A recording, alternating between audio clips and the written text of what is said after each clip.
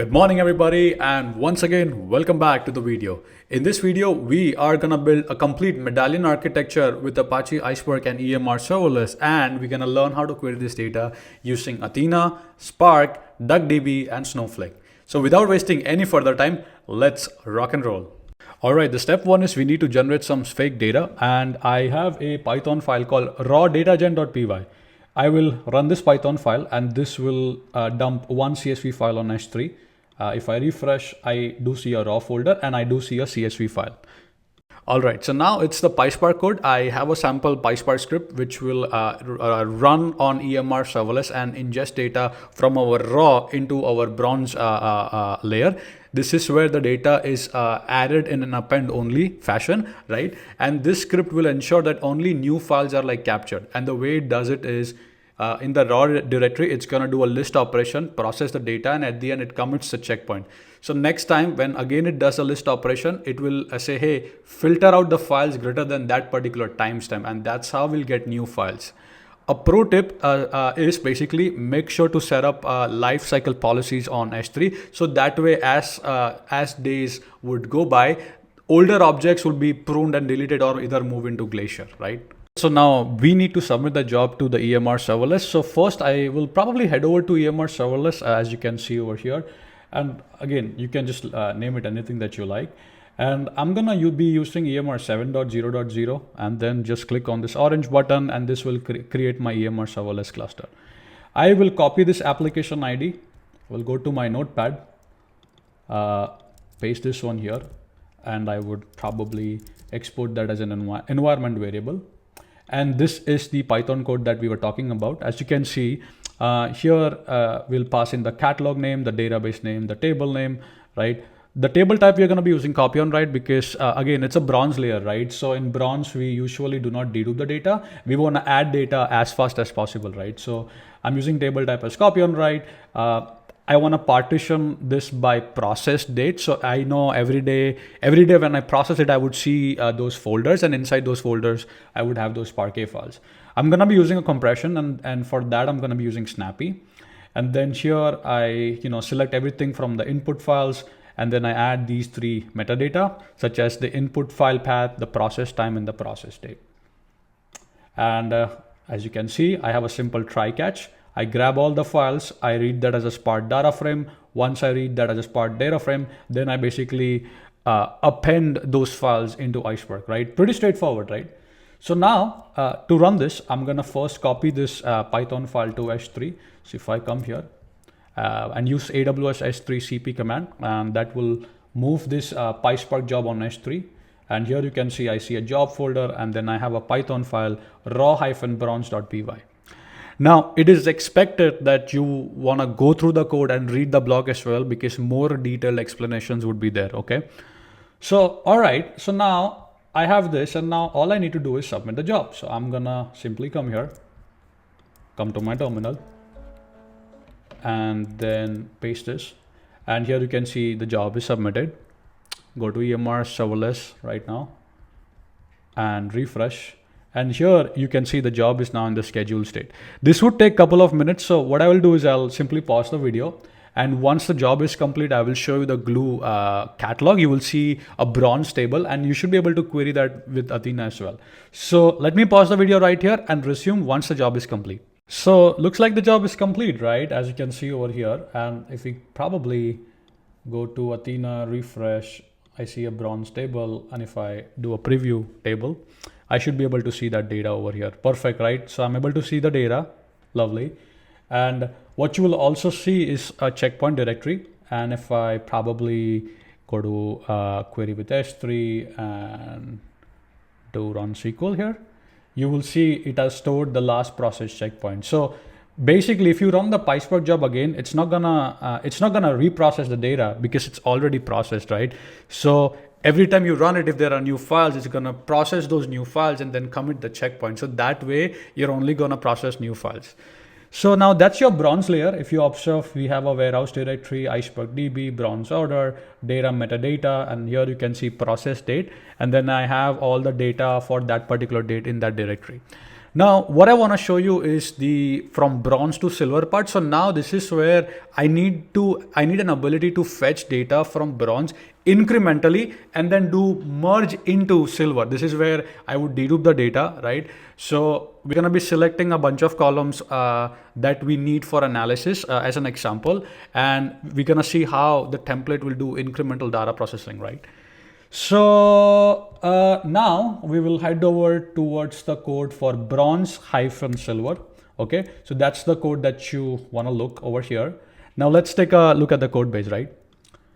Catalog name, database name, and the table name. That's our bronze order. And now we're gonna be building a silver orders, right? Checkpoint directory. Similarly, right? Once we incrementally fetch the new records from the bronze, we need an ability to commit the checkpoint. So the next time we don't reprocess the same data. So what this template does, it basically does a, on Iceberg table, I would say dot history on the table. So we'll grab all the snapshot IDs, then take the first snapshot. If it's running for the first time, it's gonna read all of it, and then the last snapshot ID, it's gonna commit to the checkpoint. So next time when you're running it again, what's gonna happen is gonna load that snapshot ID and then gonna say, hey, run a query after that snapshot. So you're gonna only grab those delta, and then it does a merge into the silver table, right? So again, but I expect you guys to go through the code, right? I cannot cover everything in the video, so that is why resources are available. So go and read a little bit on that whenever you get a chance. So that's the checkpoint directory. I'm going to partition this by state, and then the table type I'm going to be using merge on read. Again, it's a silver zone, so I'm expecting a lot of updates to be coming in. Hence, I'm using the table type as a merge on read. And then here I have given an Avro schema. So the columns that I want in my silver table. So I have provided the schema over here. And then this is my merge query. So the first part over here. So from the incoming record, so let me just explain. So from the incoming record, there might be duplicates, right? So what we do is we use a window function, and then we basically take the max of it, right? So that's that. So we dedupe the records in the incoming batch, as you may see over here, using using a row number over here. So that's this code. And then if it matches, as you can see, if it's a match, then update all the items. If it's not a match, it's insert, right? So we are using a merge into command, right? So that's that. I'll collapse this one here. And then again, this is a function which does the incremental query. So as you can see over here, it grabs all the snapshot, and if the checkpoint does not exist, then it's gonna read all the data. But if the checkpoint does exist, then it does the incremental query over here, right? So the function takes care of that logic based on the checkpoint. Collapsing back again. And then yeah, if the data frame is not none, we basically write that into the Iceberg table, right? So hopefully this part is clear, right? So now let's copy this into S3. So what I will do is I wanna right click here. I'm gonna move this PySpark file to S3. Okay, lovely. And now if I go to S3 back, jobs, I have that particular Python file, bronze-silver.py. And now what? I'm just gonna run or fire the job, right? So I'll copy this. Okay, cool. So the job has been submitted. If I go back here, here you can see it's in the schedule state. So let me pause again the video because this will take a couple of minutes. So I'll pause the video. Once this is complete, I'll resume and then continue my further explanation. All right, looks like the job has finally completed, as you can see. So if you go back to S3, not this bucket, this is the wrong bucket. Okay, I'm gonna go back to the root directory. Let's see if I can click, let me just refresh and come here. All right, so I'm gonna go to the warehouse, Iceberg DB, silver orders, as you can see. So again, I think it worked perfectly fine. And now if I go back to Athena, let's see if we see a silver table here. Lovely. Let's see if we can do a preview table. And I can see all the records over here. Perfect, great, sounds great. So, and also what I wanna show you is if I go back to the root directory, go to the checkpoint, if I query the silver checkpoint, right, query with S3 select, just do a quick run SQL. Here you can see it does store the snapshot ID, right? So the next time when you run the same job, it will say, hey, give me everything after this snapshot ID. And that way it's gonna process all the new delta that's coming in the bronze, and it's gonna do the merge into the silver table. Now let's take a look at querying this with DuckDB and querying this probably with StarRocks. And if we have some time, we'll do Snowflake as well. So now let's see that particular part. So first I want to show you querying this with DuckDB. I again have a simple script that does the job. Put in your bucket name and then the path to your Iceberg table. And this particular script will get the new metadata file, and then it's gonna query that with DuckDB, right? So now I would just run this Python 3, and I should see the same data on my console via DuckDB, right? And if you see here, I have a requirements.txt. So if you just do pip3 install requirements.txt, this will install those dependency. So great, we can query this with DuckDB. Now let's see if we can query the same data with StarRocks, okay? So now let's take a look at that process. All right, so sharing my screen again. Again, all these commands are given to you, right? So first, we're gonna SSH into StarRock container. Again, the Docker Compose file is given. You can do Docker Compose up -- build. And then you need to create an external catalog. Okay, wherever it is XXX, put your AWS access and secret key. And now I've already done it, right? So I'm just gonna say, hey, let me see all the tables that you have. So if I do show tables in that, here you can see, I can see my bronze. It's a little hard though, but here you can see my bronze and silver. These are the same table which were cataloged in Glue Hive Metastore. If I refresh here, I should be able to see that, right? So I'm able to see those tables in StarRocks, right? And now I can just do a count, right? So I can just do, count everything from icebergdb.silver_orders, and this will basically query my Iceberg tables which are sitting on S3. And if I query this again, it will be super fast, as you can see, right?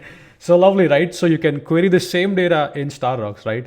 Now, let's see if we can now query the same data in Snowflake, right? So over to that part.